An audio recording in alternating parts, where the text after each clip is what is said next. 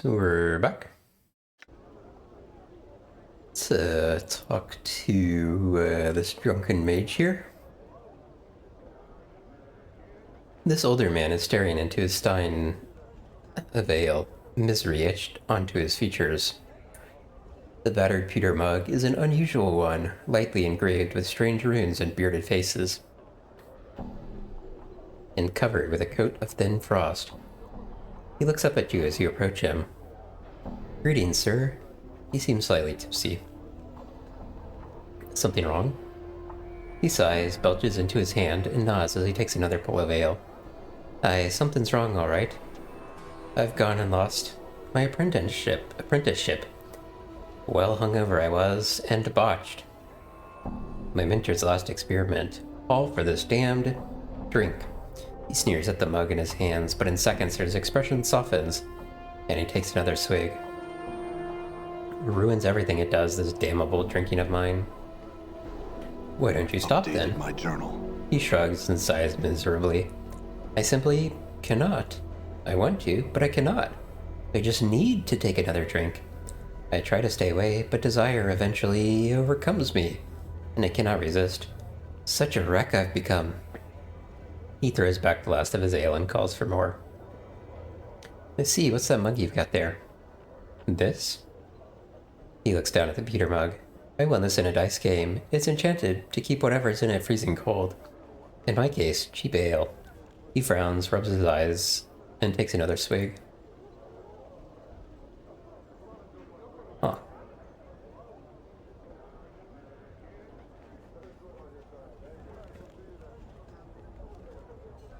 Do you think there's a way to get that mug from him, but I don't know what it is.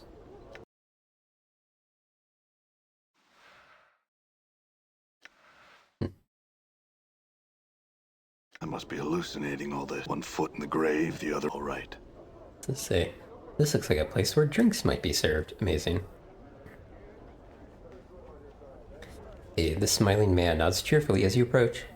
"Welcome to my cafe, good sir. What might I serve you? Some wine, perhaps?" Some questions. The man gives you a helpless sort of look. "Humblest apologies, sir, but I make it a policy to serve drinks and nothing more. You shall have to look elsewhere for conversation, I'm afraid. Are you certain you wouldn't like a drink? Or some bread and cheese, perhaps?" Okay. And there's another guy over here. Abel Ponder thought. This older man looks somewhat bookish. His clothing and accessories are extremely clean, neat and well cared for, and he often pauses to brush some fleck of dust or lint off of them. A symbol resembling a stylized dagger, piercing upwards through a flame, is embroidered on his tunic. The man's eyes pass over you, gleaming as they fix on Mort. "Oh, I say, would you look at that? A floating skull." Mort turns and looks behind him. Where? Where?" The man gasps. "By the unjust laws of Twarny the Merciless." "Who?" He suddenly covers his mouth and looks at Fall from Grace apologetically. Sorry. The man was a horrible tyrant, now long dead. His name should never be spoken so. 'Tis rather vulgar. My deepest apologies, Lady Grace. I did not mean to offend." She smiles slightly. "It is no matter, Abel. I am certain only Tourney would have been offended by the comment. And as you know, his subjects buried him alive more than 3 centuries ago. Yes, you're probably right." He turns back to Mort, but behold, a skull, buoyant, levitating off the ground, cognitive of its environment, and possessing hearing, speaking, and seeing capabilities. He turns to you as if you were suddenly a confidant. "This is truly one of the reasons that the plains never become dull to me, sir. Just when you think you've seen everything, the plains show you yet another corner to peer around, and," he raises his hands gloriously, "suddenly whole new wondrous vistas are open to you."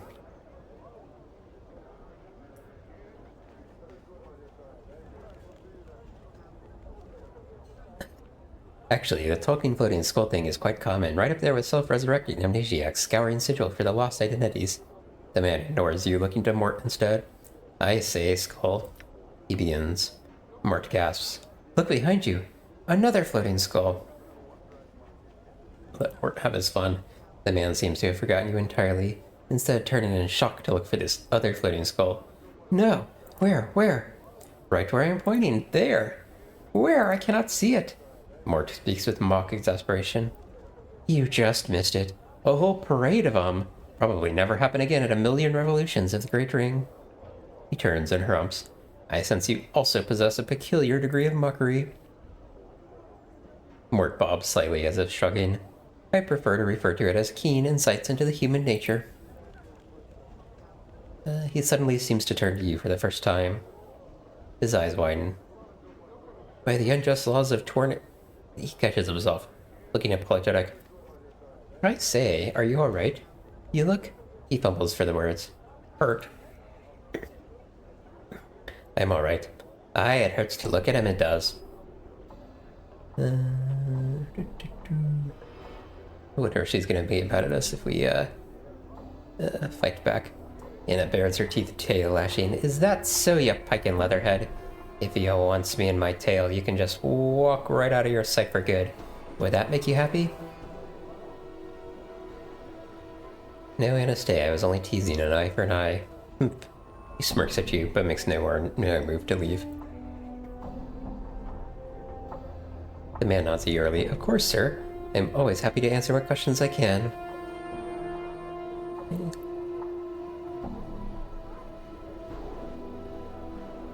I had questions about you. Me? Certainly. Who are you? Why, my name is Abel Ponderthoughts. What do you do here? I passed my administrator exam recently, and have achieved the status of an A9, a research consultant in the Hall of Records, one of the many aides specializing in Sigil's physical laws and history. I research topics and laws of interest to others. It's quite fascinating, really. Could you look something up for me? I most certainly can try, sir. What is it you seek to know of? What about the night hag Revel? Revel? If she truly existed, and there's little to prove she did, she was a night hag, one of the inhabitants of the Grey Waste, one of the lower planes, and believed to by some to be the worst of the lower planes. He continues, as legend goes, Revel was mazed several centuries ago. She was believed to have been a mistress of many strange magics, and apparently her presence in Sigil constituted a threat to the lady. I'm afraid that I know little about her. Mazed? The mazes. These are creations by the lady, you see. She takes a small piece of Sigil, copies it, and uses a portal to place the copied bit into the deep ethereal. Once there, the piece of Sigil then becomes a demiplane, an endless maze that curls and twists upon itself. The lady uses these mazes to imprison anyone who threatens her power. Once she has determined that you are to be imprisoned, there's no escaping them. There's believed to be a way out of each maze, but it's most likely extremely difficult.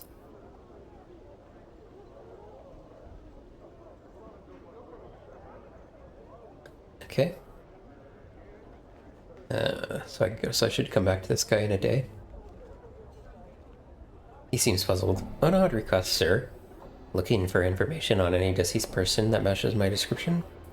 Such a man would have to have been a noteworthy figure for my work to turn up anything of interest. Are you investigating an ancestor of yours, or something like that? Can you check? Yes, I shall look into it. Okay. Doesn't look like,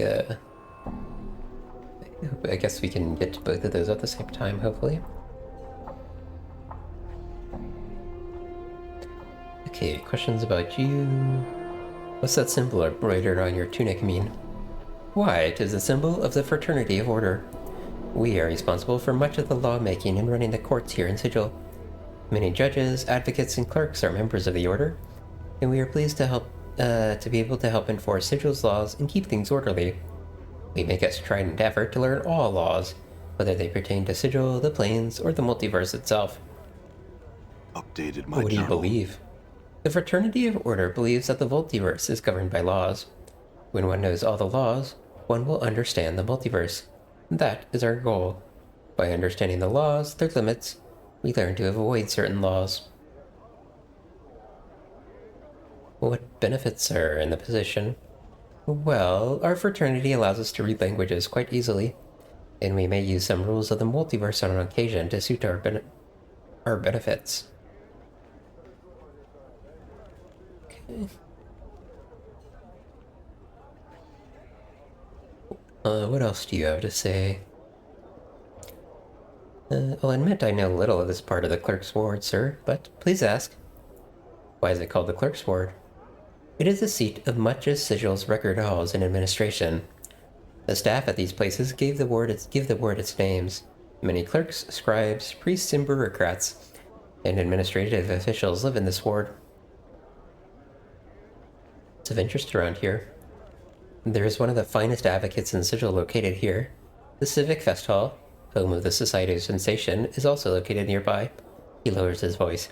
And the brothel, sir, of slating intellectual lusts. Tell me about the advocate.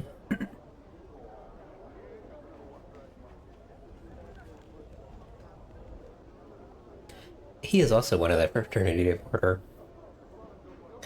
Though his time there has ebbed somewhat since the unfortunate troubles he has experienced. I am not one to speak of them. His residence is just across the way. Now tell me about the Fest Hall. It is a beautiful structure that is both the headquarters of the Society of Sensation and acts as a hall for the arts, here in Sigil and the Plains. It's an opera house, a museum, an art gallery, a wine shop, tavern, training hall, theater, sensoriums. Many things can be found there. Updated. Tell me about the Society. Ah, the Society of Sensation. They are one of the most prominent factions here. They hold the belief that the true dark of the multiverse can be known only by directly experiencing as much of the universe as possible, tasting every substance, feeling every range of emotion, and visiting every place. Their faction headquarters is at the Civic Fest Hall, where they seek to bring experiences to all of Sigil. At the moment, they are the most numerous faction in all of Sigil, and the most powerful. If I'm not mistaken, the most recent census of their members is over 20,000 members.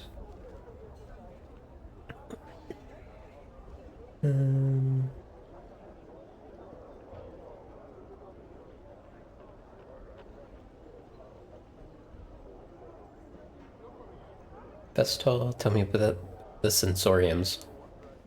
Yes, the sensates possess sensory stones, minerals that can store a person's experiences within them. Once recorded, anyone may touch the stone and relive the experience stored in the sensory stone. Quite intriguing, really.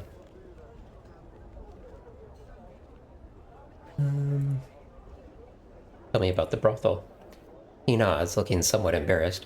Yes, well, I am known to go there for the conversation. He turns to fall from grace.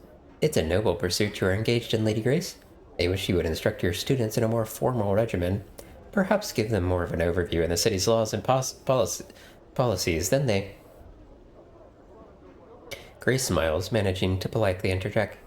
And why do you think you are always welcome, my good Abel? He digests that for a moment, then nods, beaming. Thank you, Lady Grace. And he turns to you once more.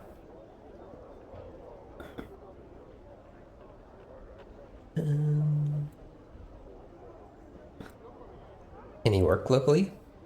None of the temporary sort? Nope. Okay. Can I ask him about the city then?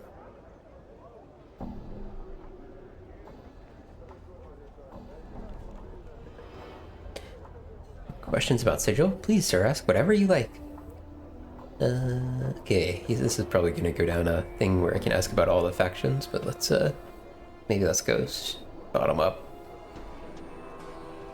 Where's the daylight here come from? I don't see a sun. The haze can make it difficult to determine for certain, so I understand your difficulty. The light comes not from a sun, but from a gradual luminescence that fills the sky.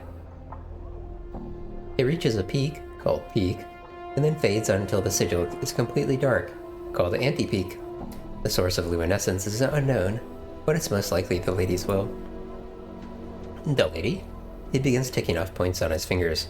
1. She is not just a symbol of sigil, as some claim. She is very real and very dangerous. 2. She is believed to be the one that keeps the powers. deities out of Sigil. As long as she is present, the powers cannot enter it. 3. She also prevents unauthorized teleporting and gating in and out of Sigil.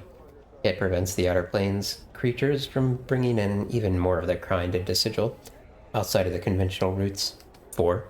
She has never spoken to anyone. 5. She usurped control of Sigil from Eoscar, a power now believed dead. 6. Anyone who threatens Sigil or her is punished, either by falling beneath her shadow, which results in a series of invisible stab wounds that can kill even greater Baiatsu, or by being sent to the mazes, from whence few ever escape. 7. She does not like to be worshipped. Those that do are often found with their skin missing. And lastly, the sight of her is believed to drive others mad. She stole control of Sigil from a power? How do you know this?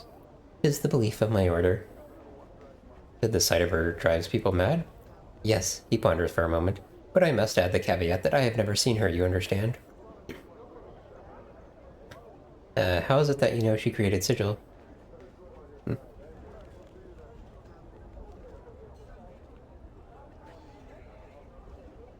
What is known about her? Okay, that's the same dialogue. What's outside of Sigil? No one knows, and it's not from want of trying. At places where no true wall exists are solid walls of buildings, with no windows that look beyond. Some claim to have climbed roofs and seen the outside of Sigil, but they can only describe the outside as nothing. He continues, that is an unacceptable explanation, but it still remains a mystery. It is rumored, without fact, that to step beyond Sigil's walls takes the traveler to a random plane, but this has not been confirmed. The Fraternity of Order has mounted many expeditions, and we have yet to retrieve concrete information. Okay, tell me about the factions. Yes, there are 15 factions in Sigil. Once there were 49. Then, about 600 years ago, the Lady of Pain let it be known that only 15 would remain. That was known as the Great Upheaval. And sure enough, in a fortnight, 34 of them perished or faded. Many thousands died by sword or by other means. Many were simply found dead. I myself am a member of the Fraternity Order. Others include the Believers of the Source, the Dustmen, the Harmonium, the Mercy Killers, the Revolutionary League, the Society of Sensation, and the Zeus' Texts.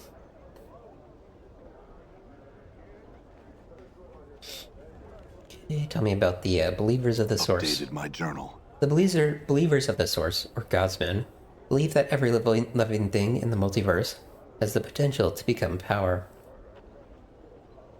He continues, the Godsmen have their headquarters in the Great Foundry, and they have helped to keep peace and Sigil in a number of matters.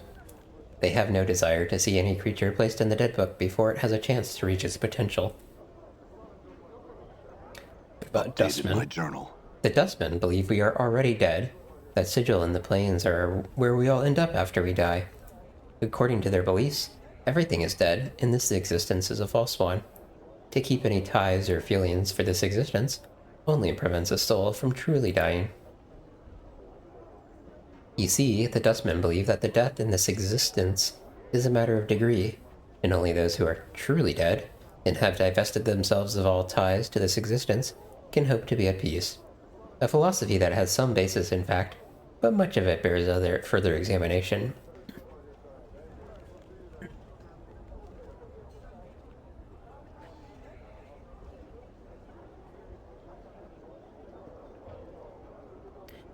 Okay, what about the Harmonium? My journal. The Harmonium is devoted to peace and harmony throughout the planes, thus their name. They believe that the end justifies the means, however, and so are willing to do just about anything to get a fellow to see things their way. Regardless of one's personal opinion about them, they do a fine job policing the streets. What about the Mercy Killers? Updated my journal. The Mercy Killers believe that justice is everything. Malin, their latest factal, once said that when properly apprised, punishment leads to perfection. He continues, Those new to Sigil oftentimes commit the error of thinking their name implies that they kill out of mercy. Rather, though, it is that they seek to kill mercy itself. The faction members take it upon themselves to punish the guilty, whatever the cost. Updated my journal. Revolutionary League, also called anarchists. Not many know this, but they are actually quite widespread in Sigil. And a shame that is, too. They hold the misguided belief that all institutions have been established to block their access to the truth of the multiverse. The only way they see to discover the truth is to tear down all organization. They claim that the truth can only be discovered when people are completely free. He shakes his head.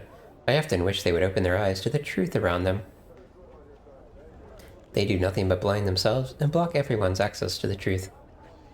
He gives a long sigh, then wags his finger disapprovingly, as if talking to some imaginary bad child.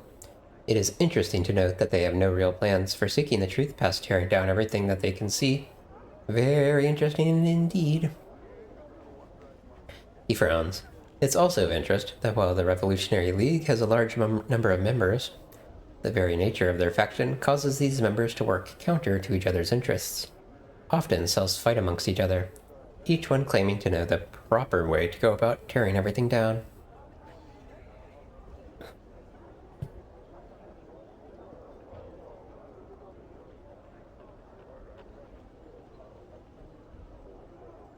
Updated my journal. Okay, the Zeus is a Citex. He harumps. Rabble-rousers.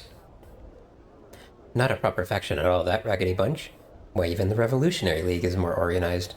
The Zeusitex think that by embracing chaos, they'll somehow discover the secrets of the multiverse. Ridiculous notion. Okay. It's like, we got everything we could out of him. Let's, check this entrance. It's another entrance into the, Under Sigil. Maybe actually run down there in a second. Done. Yeah, this place actually has a named character in it. I was not expecting that. I'm gone.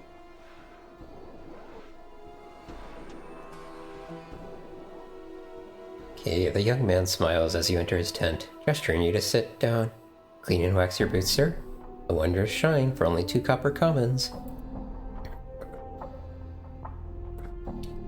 Interesting. I wonder if there will be boots to shine at some point. I'm gone. Okay. I think I'm gonna go find a place to rest to spend some time. And I can actually Insert the Mon's name. maybe Your words. Insert the Mon's name. I'm gone. use this opportunity to see if I can sleep down here. I have no clue if I Alright. can or not.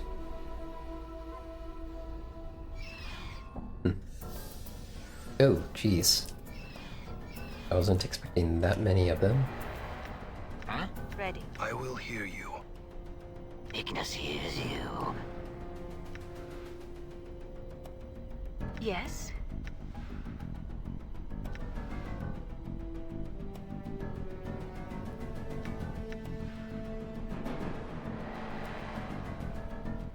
I'm gone. Okay. Lend me strength.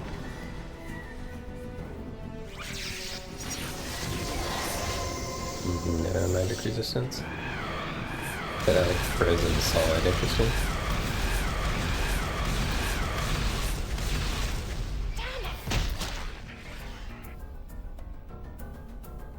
Yeah, we only get 1400 for each of these. Okay, they should die quite quickly then if they're only worth 1400.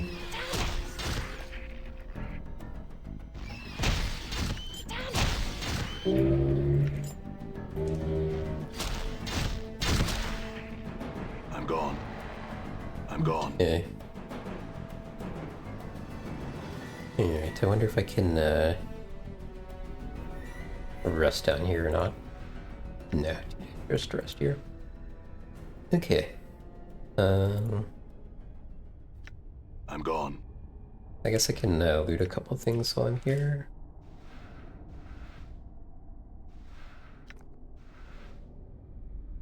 Done. I assume that I will, I'm gone. I assume that enemies respawn in this place. I think they do. I'm not 100% sure though. Actually, you know what? I am 100% sure. Unless one of the mods changed that. Just folly.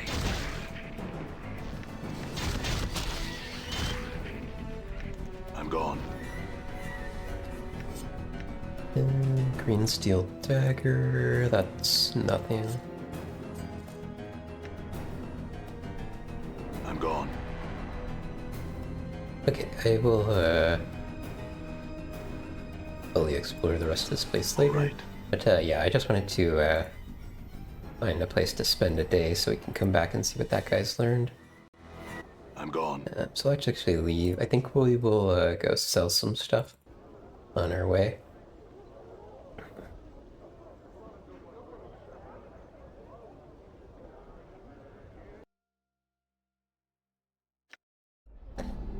This is the best place to sell things. I could also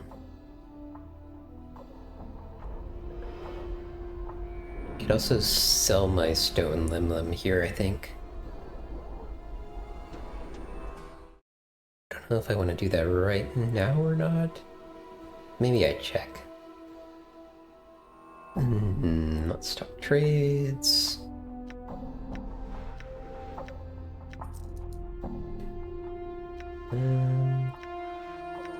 I wonder if there's any reason to, like, hang on to handkerchiefs.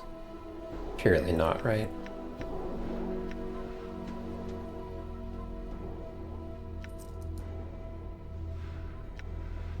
That I don't need. Okay, blood charm. Who had that? She did. Okay, I actually think these should go to Anna, probably. These can go to Fall from Grace.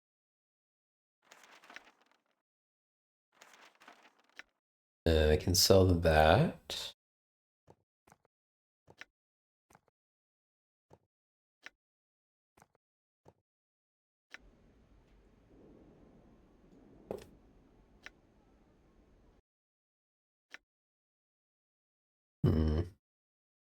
Okay, that guy doesn't buy that stuff. And I can definitely sell these.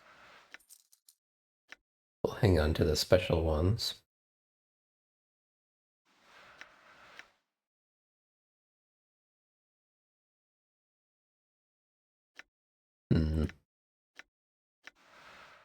Anything in this bag that I don't want? Mage's Guard. So what, these do 6? So I feel like, I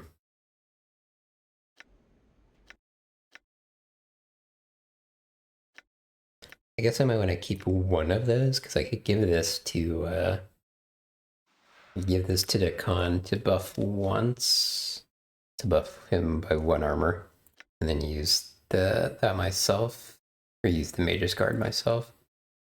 This guy didn't buff up at all.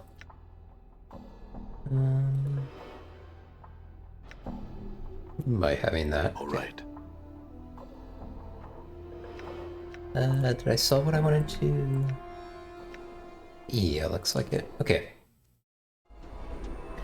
I'm gonna quickly go, oh, actually, you know what? I'm gonna see what selling this limb does. We may load after this, but I just want to check.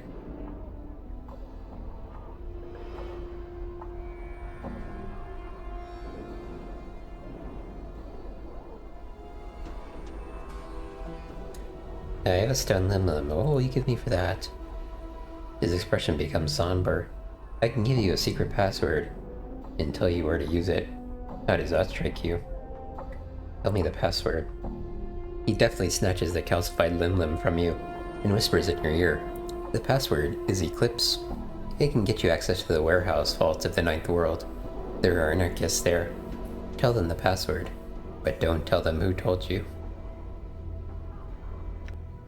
Okay. Alright, I see All right. no reason why we shouldn't save after that. This might result in joining the anarchists. I don't know if I specifically want to do, but let's go see.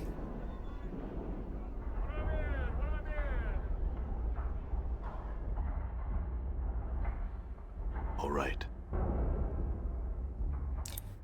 I'd like to claim something.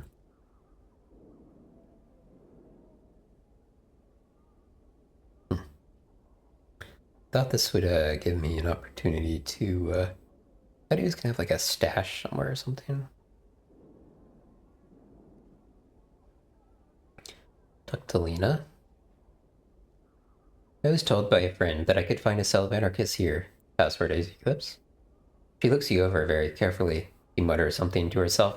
That sounds like, got to change that soon. She collects herself and looks deep into your eyes. You're one of us? Hey, prove it. Hey, Drago. How? There's a Harmonian officer named Vorton. You'll find him near the hive entrance to the lower ward.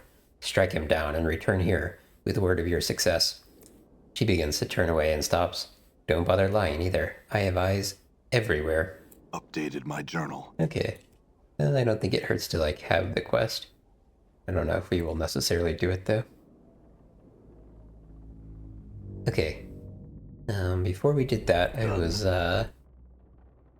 had been interrupted from trying to find some place to rest. The air is quite bracing here. The hive changes so rapidly.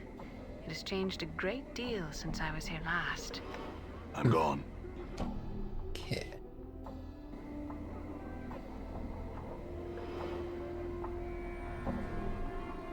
Let's go rest up real quick.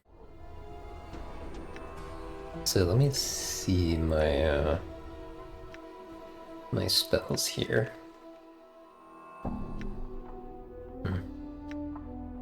Yeah, I don't think I'm gonna change those. Okay. He said one day. I suspect. I don't know if it counts like time spent traveling, or just like time spent resting. So we'll just we'll rest the full day just to be safe. Time is it?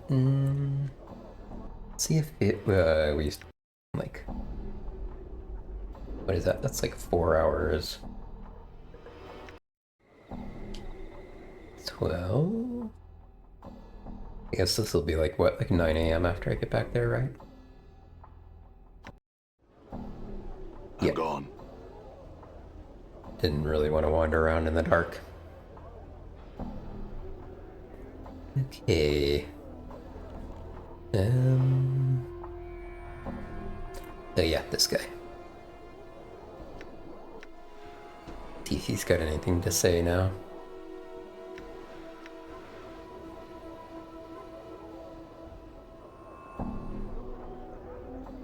Did you find out anything interesting about dead men fitting my description? Updated my journal. Why, yes, actually. Most curious. I found mention of 2 different men who match your description. Both of the most despicable sort, I'm afraid. The first man was an utter madman, a berserk, bloodthirsty mercenary, and a duelist who killed all those who crossed him. He nods. He was finally captured, and subsequently drawn and quartered by 24 mercy killers after a murderous rampage in a lower ward pub. His remains were cast beyond the walls of Sigil. This was all some 3 centuries past. And the other man? Little is known of him. My research showed that he was a sensate who, shortly before his death, destroyed all the dozens of sensory stones that he had recorded experiences into. It was noted as a great loss to the faction, for the man, though he had few friends, lashing out at anyone who approached him too closely, was said to have collected a great many wondrous sensations. How did he die? He shrugs. I do not know. The records do not say. Find anything more about Raoul Puzzlewall? Updated my journal. Yes. Apparently, she disappeared from the fest hall one night and was believed to have been mazed, to many people's relief.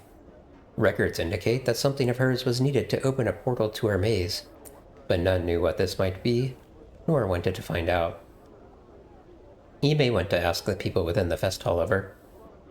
She was mazed? Yep, okay, we already heard about those mazes. Okay, cool. Done. Alright.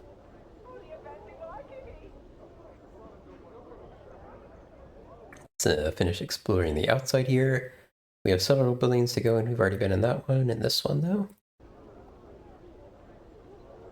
Is this a building we can go in?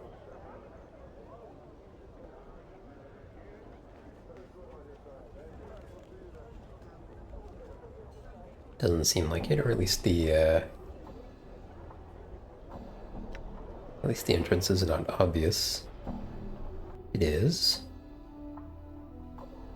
Okay, I do think the next place I'm probably gonna want to go is the Curiosity Shop. I guess after we finish exploring everywhere out here. Okay, there's some sort of thug boss here. I wonder if this is gonna result in a fight. The young but well-muscled thug. This young but well-muscled thug, while certainly well-armed and large enough to be dangerous, seems awfully clean for a typical street tough. He's carrying a massive axe in one hand and a steel box in the other. As you're near him, he puffs up and scowls at you. What are you looking at, sod? Pike off, before I've got to scrag you. Scrag? What in the nine planes of Eotor are you talking about, you idiot? Scrags, nagged, nipped, yanked by the hardheads, you clueless adult-covered Burke. He glares at Anna, but says nothing. You do seem a little well-groomed for a thug.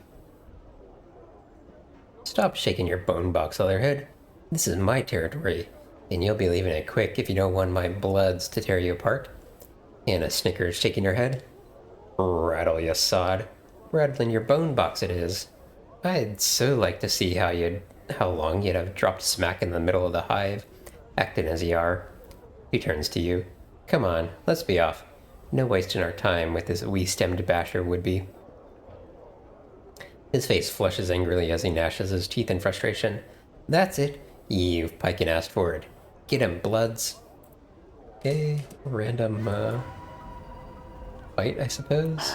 I'm curious if, The Karak sings true. that can be avoided. I'll check shortly here.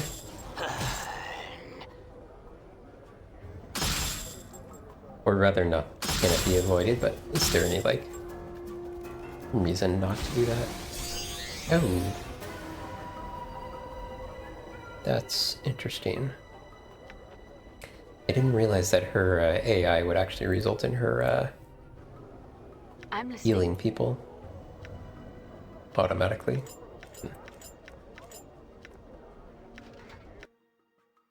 A steel box. Okay. Let me check. This might also be part of the unfinished business mod. Bug boss.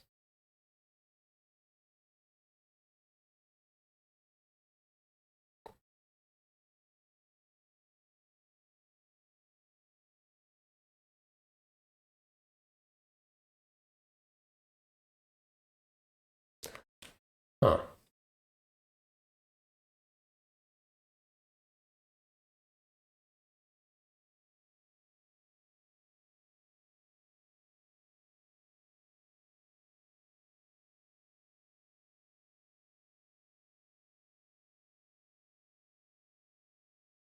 Okay.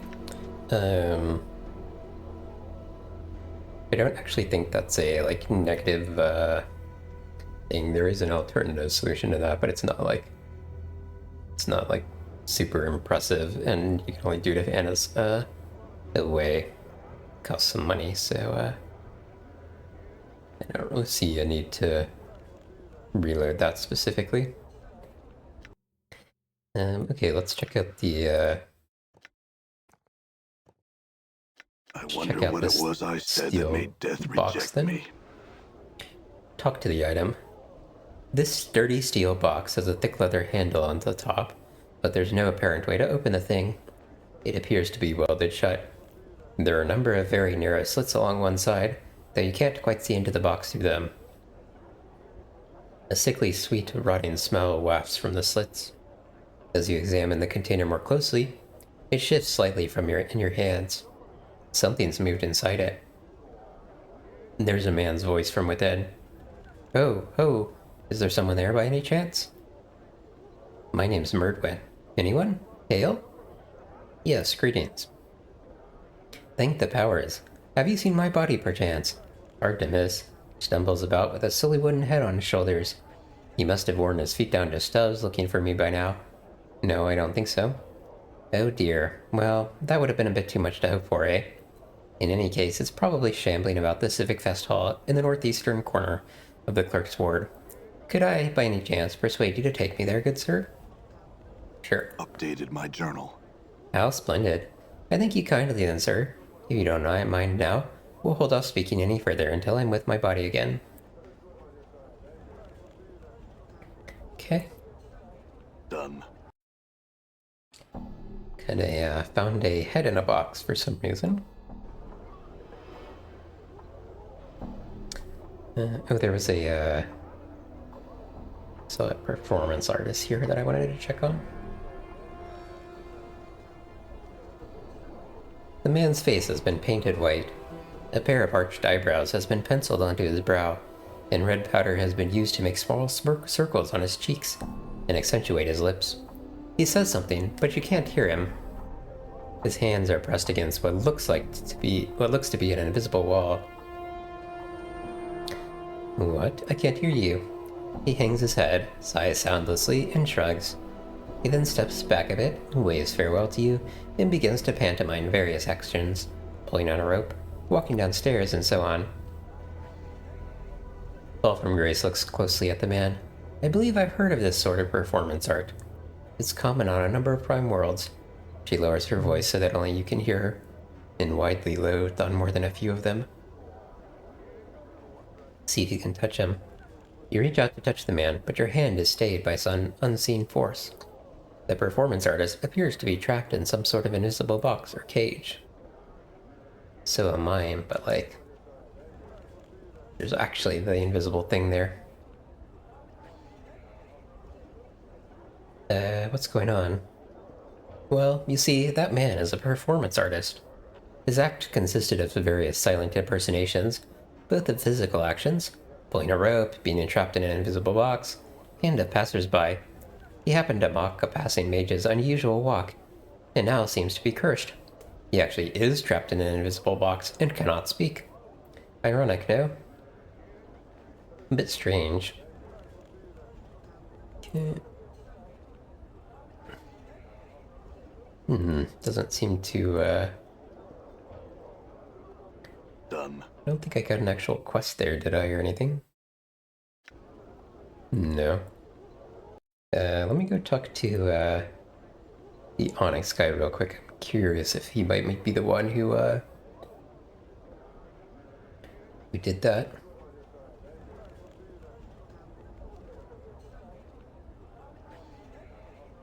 Are you the mage that cursed this performer down the street? Oh. Salabash narrows his eyes. His lips curl up. Him. Yes, I cursed him. And he was well deserving of it. Mocking a passing mage. Now what sort of fool does that? He was asking for it. After all, I am Salabash the Onyx, master of curses. Don't worry yourself though. The curse is harmless. Improves his sorry little act. If anything, he'll be fine.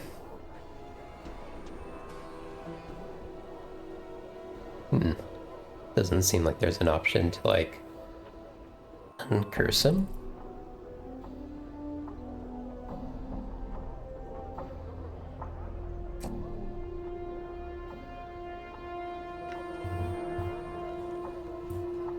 Nope, okay.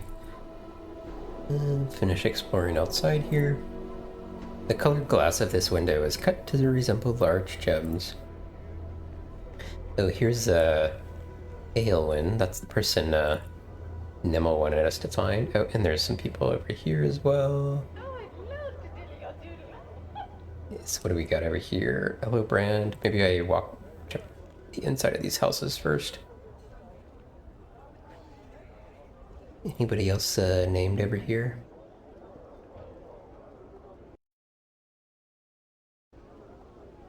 No.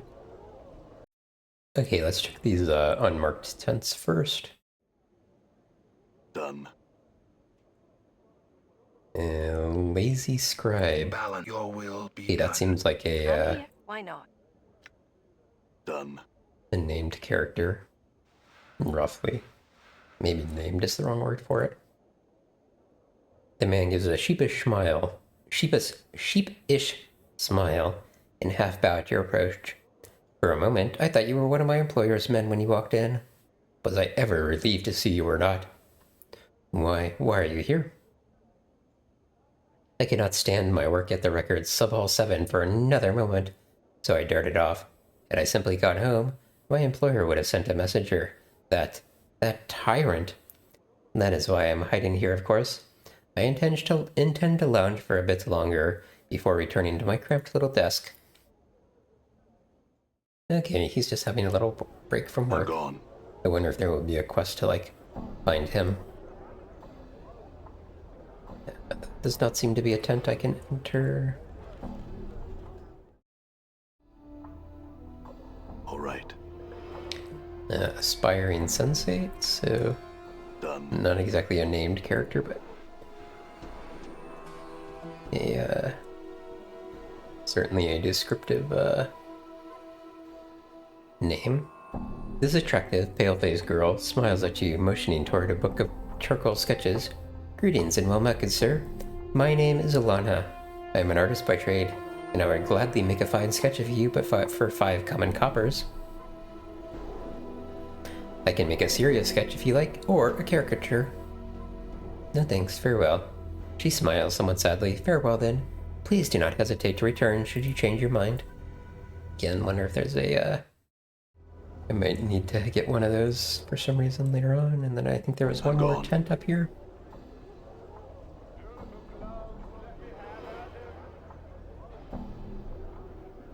This is someone offering fortune told, but I think we'll do twin first. I don't see any people in this building. Done. I'm gone. Hey, let's talk to Aowen. Complete the quest, maybe. This tall, slender woman occasionally looks up from her cup of wine to scan the surrounding patrons and passers-by. Her facial features are elegantly exotic, and her eyes, a brilliant golden color, catch the light, sparkling as she looks about.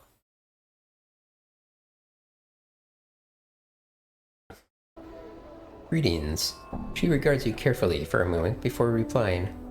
She speaks slowly and carefully, avoiding direct eye contact with you. I, Aowen, return your greetings. Had some questions. The woman shakes her head, her crimson locks catching light and sparkling like winding flame. I, Aowen, have no answers, stranger. You would do best to seek answers elsewhere.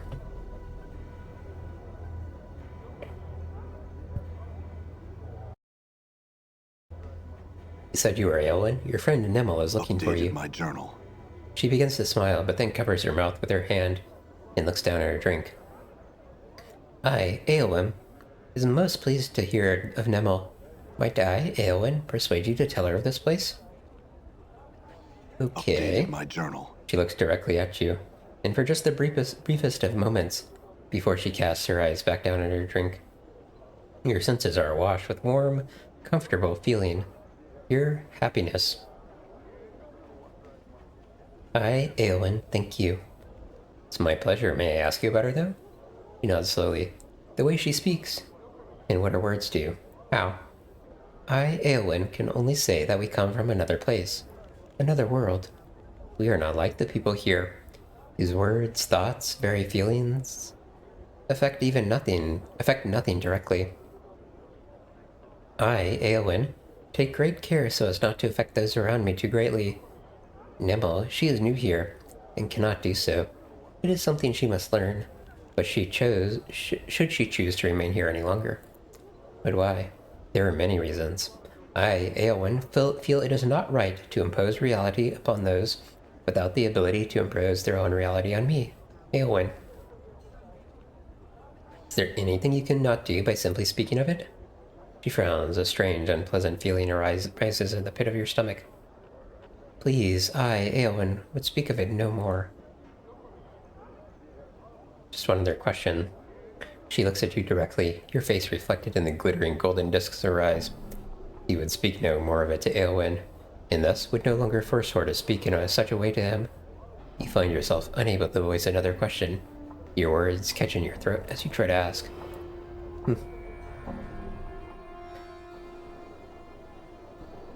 Seem quite powerful. Let's go talk to Nemo real quick.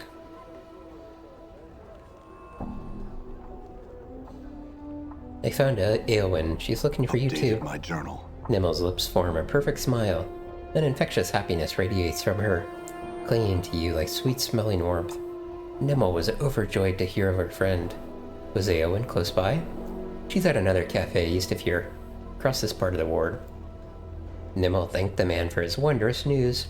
Soon she would go visit her oldest friend, Eowyn. Now, though, she would reward the stranger. Okay, I'm curious what this, it does show that I can be, have a, good interaction by not asking for the reward. I wonder what it actually is, though.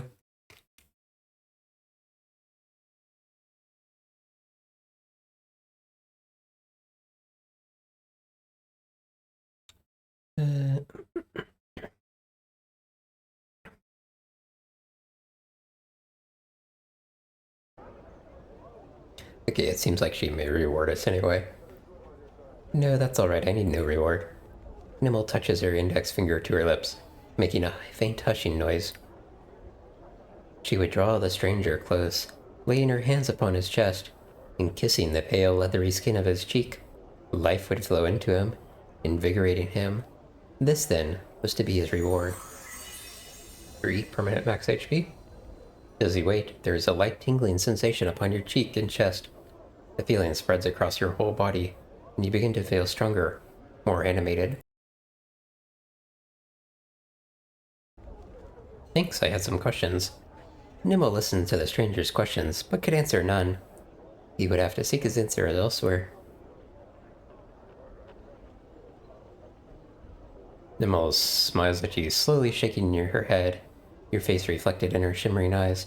Frustrated, confused, he at last gave up. It was clear this woman possessed no more knowledge that was of use to him. Or if she did, she could not be persuaded to share it. You open your mouth, but no words come out. Try as you might, you cannot question her. Nimmo shakes her head sadly. Very well then. Okay. Wonder if we can follow her over there. Curious if she actually, walks all the way over there. We've got an ad coming up shortly, by the way. And also, I need a little bit of food. So this will be a bit of a longer break than usual. So probably once we see where she ends up, we'll go ahead and break. Oops, kind of got in our way there.